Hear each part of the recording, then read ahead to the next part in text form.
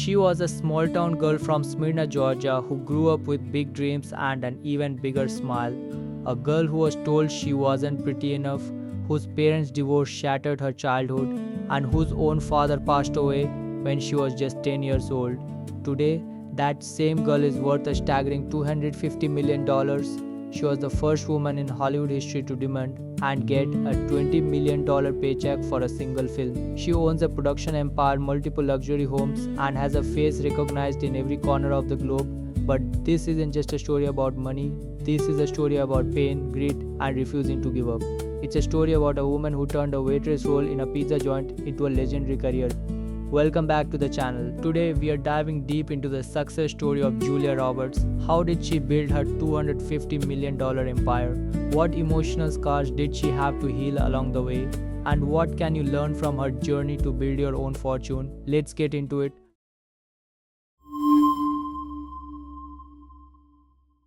To understand the empire, you have to understand the wound where it all started. Julia Fiona Roberts wasn't born into privilege. She was born on October 28, 1967, to parents who were struggling actors and playwrights in Atlanta. They ran a local workshop for aspiring performers. In fact, her parents were so passionate about equality that they coached none other than Martin Luther King Jr.'s daughter, Yolanda King, creating a rare integrated theater space in the Deep South.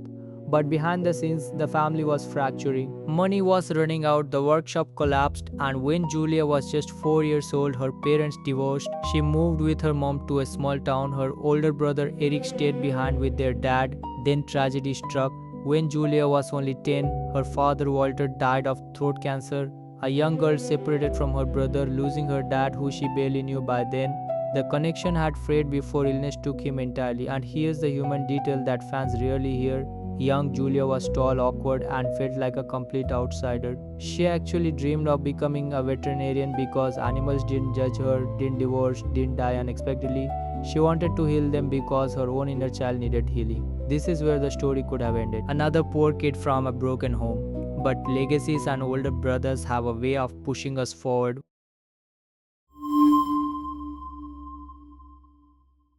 When Julia graduated high school in 1985, she didn't go to Hollywood. She followed her older brother Eric to New York. Eric was the serious actor already scoring Golden Globe and Oscar nods. Julia thought she'd just try it. She joined the family business of storytelling. She immediately failed. She signed with a modeling agency, didn't book a single job. Imagine the feeling. You're in New York, your brother is famous, and you can't even get a print ad. But Julia had the grit and a smile that a camera simply adored. In 1988, she landed a role in a low-budget film called Mystic Pizza. She played a waitress in a small-town pizzeria. Her paycheck, probably peanuts. But that performance made people sit up and notice. Then came Steel Magnolias in 1989. Playing a young bride battling diabetes, she held her own against legends like Sally Field and Shirley MacLaine. It got her an Academy Award nomination. Suddenly, the girl who couldn't book a modeling gig was one of the most talked about actresses in America. But she was about to make a career move that would change Hollywood's pay structure forever.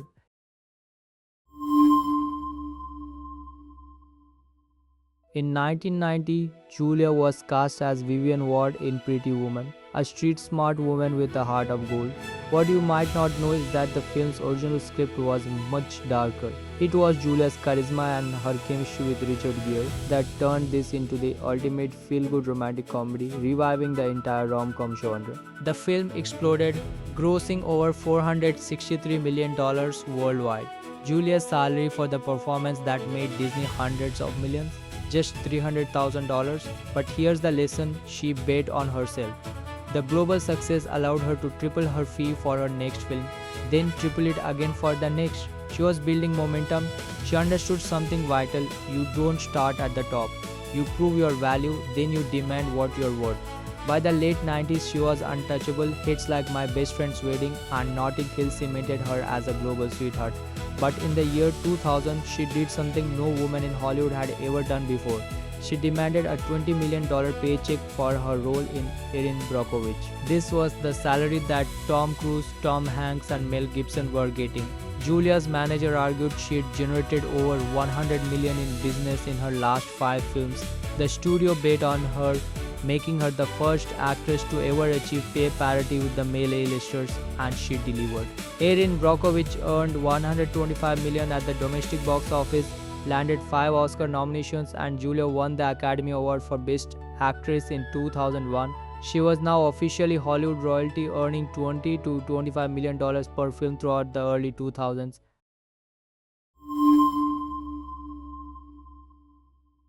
Now for our viewers in their 30s, 40s and 50s, earnings are one thing, but wealth is another. To build a $250 million net worth, Julia diversified long before it was trendy. First, she co-founded her own production company, cleverly named Red Home Films, that's modern. Her husband's last name spelled backward. This gave her control over her projects and a cut of the back-end profits. It's not just about acting for a salary, it's about owning the product. Second, she invested heavily in real estate. We are talking a massive property portfolio, including a stunning $30 million home in Malibu and a sprawling ranch in Taos, New Mexico.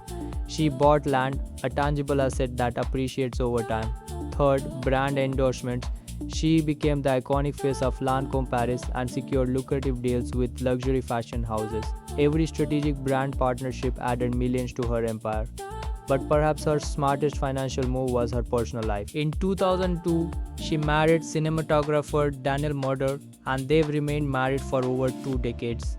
In an industry of fleeting marriages, her stable private home life saved her fortune from the devastating celebrity divorce splits that pulled down the net worths of so many of her peers.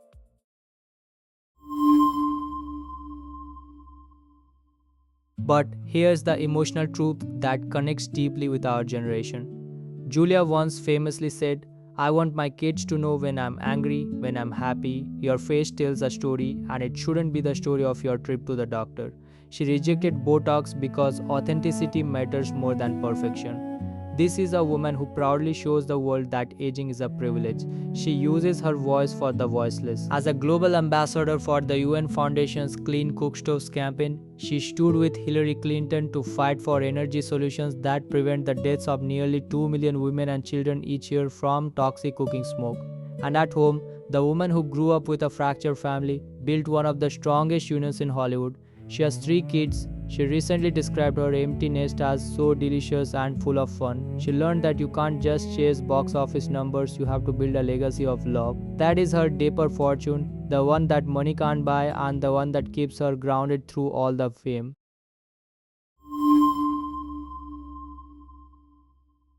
So how does a girl with zero connections, a broken family and a face she thought was too big for her screen become a $250 million icon? Number 1. Embrace your origin story. Your pain can break you down or it can become your superpower. Julia's deep empathy, her ability to cry on screen, came directly from her childhood loss. Number 2. Know your value, then demand it. She didn't get $20 million overnight. She took risks, bet on Pretty Woman for $300,000 and used that leverage to build a career that broke pay barriers for all women. Number 3. Don't just earn income, build assets. From Red Home Films to Malibu real estate, Julia owns things that appreciate. A true millionaire is not one who spends lavishly but one who owns wisely. Number 4. Protect your peace. In the chaos of fame, she built a private haven with her family. She chose substance over spotlight. Now we want to hear from you. What's your biggest takeaway from Julia Roberts' journey? Is it her entrepreneurial grit, her Oscar-winning career, or her quiet, powerful resilience? Drop a comment below. I read every single one. If you enjoyed this deep dive, don't forget to smash that like button, subscribe, and ring the notification bell. We're telling the stories of success that the history books miss. Thanks for watching. Go build your empire and don't forget to smile.